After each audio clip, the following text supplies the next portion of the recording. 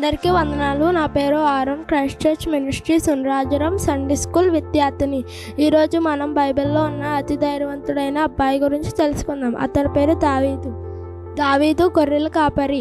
దావీదు వాళ్ళ నాన్న గొర్రెలను పొలంలో కాసుకుంటాడు. రాత్రికాలం కీర్తనలు రాసేవాడు, పాటలు పాడేవాడు, వీణ వాయించేవాడు. ఒక రోజున దావీదు తన తండ్రి గొర్రెలను పొలంలోకి తీసుకెళ్తే జంతువు వచ్చినా సరే, ఎలుగుబంటి అయినా సరే, సింహమైనా సరే వాటిని తరిమి కొట్టి వేస్తాడు. ఇజ్రాయేలుకి ఫిలిస్తీన్లు అనే శత్రు సైన్యం వచ్చింది. ఆ ఫిలిస్తీన్లలో గొలియాదు అనే బలవంతుడైన ఉండేవాడు. అతను వేసుకునే కవచం వెనుపతో తయారు చేసిన కవచం, అతను పట్టుకునే ఖడ్గం కూడా చాలా పెద్దది. ఆ రోజు ఇజ్రాయెల్ దేశంలోకి వచ్చి ఎవరైనా మీరు యుద్ధానికి వస్తారా అని సవాలు వేసేవాడు.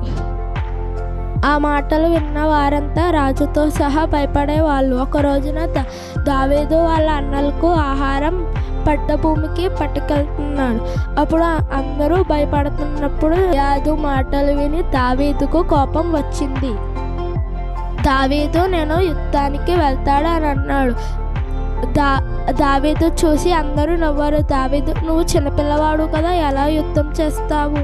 దావీదు, నేను యెహోవా పేరట మీద వెళ్తాను అని రాజుతో చెప్పాడు. అప్పుడు దావీదు 5 రాళ్లను తీసుకుని గొలుసులతో ఒక రాయితో కొట్టి చంపెను, గొలియాతును సంహరించెను. అది చూసిన వారందరూ ఆశ్చర్యపోయారు.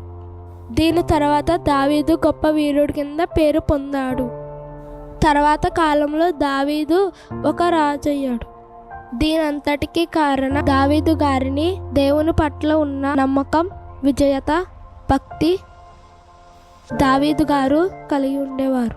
అలాగే జీవితం కూడా చాలా గొప్పది. అందరికీ వందనాలు.